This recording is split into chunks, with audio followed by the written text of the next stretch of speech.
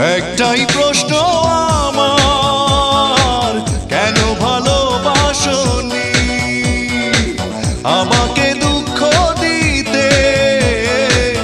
একটু কি তুমি ভাবনি এতটা কাঁদতে হবে?